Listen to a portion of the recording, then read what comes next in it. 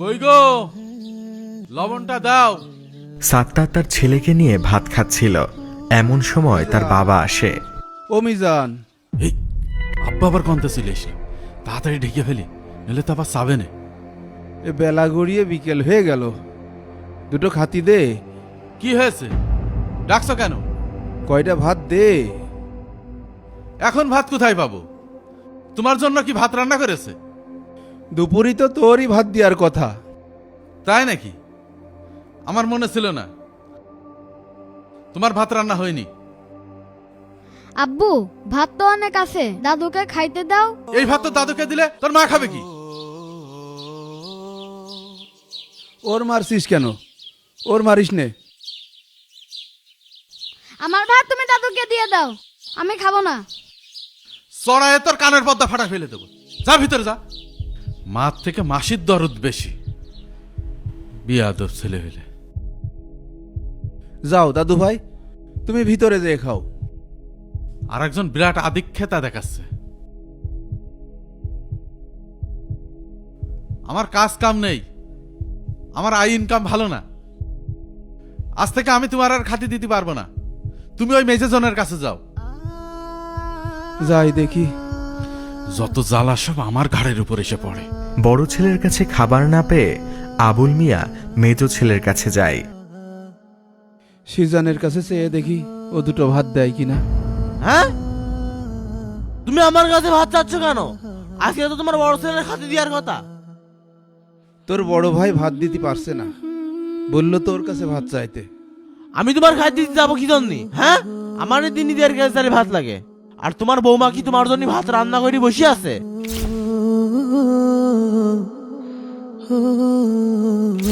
শুধু ভাত থাকলে কয়টা দে বাপ। তোর মা কাঁচা ঝাল নিয়ে আসছে, আমরা দুইজনে খাবানে। বলছি না ভাত নাই, এখন জ্বালিও না, এখান থেকে যাও, আমার শান্তি মতো খাতি দাও। মেজো ছেলের কাছে ভাত না পেয়ে আবুল মিয়া ছোট ছেলের কাছে যায়।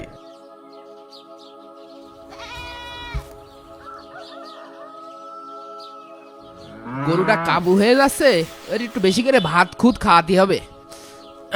আজিম, আজিম, তোর বড় ভাইয়ের কাছে গেলাম, ওর কাছে ভাত নেই। মাইজে ছেলের কাছে গেলাম, ওরও খাওয়া হয়ে গেছে। তোর কাছে কয়টা ভাত থাকলি দে বাপ। আব্বা, তুমি আমার কাছে এসে ভাত চাচ্ছ কে? আজকে তোমার ভাত দেওয়ার দিন না।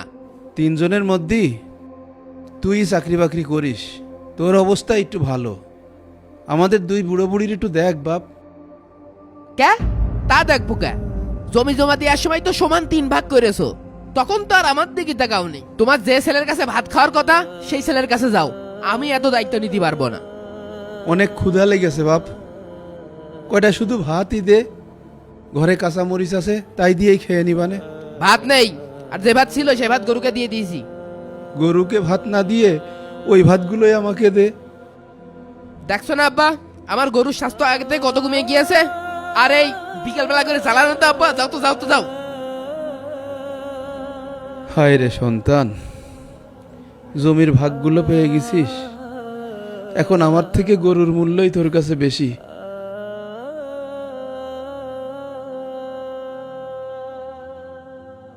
না, এখন আসলে 200 টাকা গাড়িতে কম নেওয়া সম্ভব না। বোঝেনি তো বাজারের যে অবস্থা। কি ব্যাপার আবুল মিয়া, থালা হাতে কোথায় যাচ্ছ? দেখি কারোর বাসায় দুটো ভাত পাওয়া যায় কিনা। তার মানে দুপুরে খাওনি? 3 ছেলের কেউ দুটো ভাত দিল না। এখন ভাত কোথায় পাবো? তোমার জন্য কি ভাত রান্না করেছে? আর তোমার বৌমা কি তোমার জন্য ভাত রান্না করে বসে আছে? তোমার যে ছেলের কাছে ভাত খাওয়ার কথা সেই ছেলের কাছে যাও। সারাদিন না খেয়ে আসি।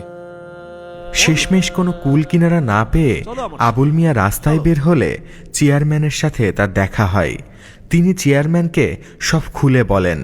চেয়ারম্যান তাকে নিয়ে বাসায় আসে। আই, এটা কি হলো? কি হলো? হ্যাঁ, তুই আব্বার আমার কাছে খাতি পাঠাইছিস কে? তোরা তো ভালো করেই জানিস আমার ব্যবসা বাণিজ্য ভালো চলছে না, আমার আয় রোজগার কমে গিয়েছে, আমি আর বাপের খাতি দিতে পারবো না। তোরা খাতি দে। কে ভাই, আজকে তো তোর খাতি দেওয়ার কথা, আমি খাতি দেবো কেন? আমি একদিন খাতি দিতে পারলাম না বলে তোরা খাতি দিতে পারবি না? কি রে ভাই, এসব কি? তোরা জানিস যে আমার নিজেরই 1.5 কেজি চালি ভাত লাগে, তাও তোরা বাবার আমার ঘরে পাঠাইছিস। হ্যাঁ, তোরা বড় হয়ে গেছিস বলে কি যা খুশি তাই করবি নাকি? বড় ভাই, তুইও যে বাপের ছেলে, আমিও সেই বাপের ছেলে। তুই বাবাকে খেতে না দিতে পারলে আমিও খেতে দিতে পারবো না।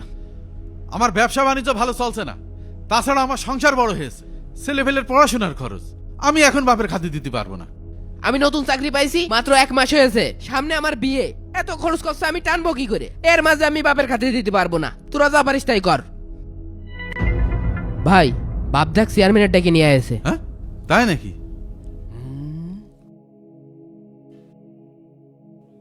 আসসালামু আলাইকুম চেয়ারম্যান সাহেব। ওয়ালাইকুম আসসালাম। বসেন বসেন। তোমরা 3 ভাই মিলে এই বৃদ্ধ লোকটাকে খেতে দিতে পারলে না? এই বৃদ্ধ লোকটা তোমাদের কাছে এতই বোঝা হয়ে গেল যে সেই সকাল থেকে ভাত না পেয়ে থালা হাতে শেষমেশ গ্রামে বেরিয়েছে মানুষের কাছে খাবার চাইতে। ছি ছি মিজান, ছি, আমার ভাবতে অবাক লাগছে। তোমরা তো শিক্ষিত, জোয়ান মর্দ ছেলে, দুপুরে তোমরা খাওনি? তোমরা কি খালি পেটে আছো? খাইছি। তাহলে এই লোকটা ভাত পাবে না কেন? চেয়ারম্যান সাহেব, আপনি যখন এসেছেন একটা বিচার করে দেন। বলো কি বিচার করতে হবে? আজকে হচ্ছে আব্বার বড় ভাই খাতি দেবে, কিন্তু বড় ভাই খাতি দিইনি। আব্বা আমার কাছে এসে যাচ্ছে, ওর কাছে এসে যাচ্ছে, এই কাজ হবে কি করতি? চেয়ারম্যান সাহেব, আপনি এটা বিচার করেন। চেয়ারম্যান সাহেব, আপনি যাই বলেন, আমি বাপের খাতি দিতে পারবো না, আমার নিজের সংসারই চলছে না। বড় ভাই আব্বার খাতি না দিলি আমিও খাতি দিতে পারবো না। না, তাহলে আমিও খাতি দিতে পারবো না। ওরা দেবে না তো আমি দেবো কেন? তাহলে কি তোমরা তোমাদের এই বৃদ্ধ বাবার দায়িত্ব নিতে পারবে না? সকাল থেকে 3 ছেলে দাঁড়ে দাঁড়ে ঘুরেছেন উনি একটু ভাতের জন্য, কেউ একটু খাবার দিতে পারলে না? শোনো, একটা কথা বলি, আল্লাহ রাব্বুল আলামিন বলেন তোমরা তোমাদের পিতামাতার সাথে ভালো আচরণ করো, তাদের বয়স হলে তাদের সাথে উপ শব্দটি পর্যন্ত উচ্চারণ করো না। চেয়ারম্যানের কথা শুনে বড় এবং ছোট ছেলে কিছু না বললেও মেজ ছেলে বলল, চেয়ারম্যান সাহেব, আমি আসলে বুঝতে পারিনি, আব্বা আমার সাথেই খাক, আমি নাই চাইতে কমই খাবো না, কিন্তু আমি আমার বাবার এভাবে বাইরে দেখতে পারবো না। আব্বা, তুমি আমার ভিতরে খেও, আমি নাই চাইতে ভাত কমই খাবো। আব্বা।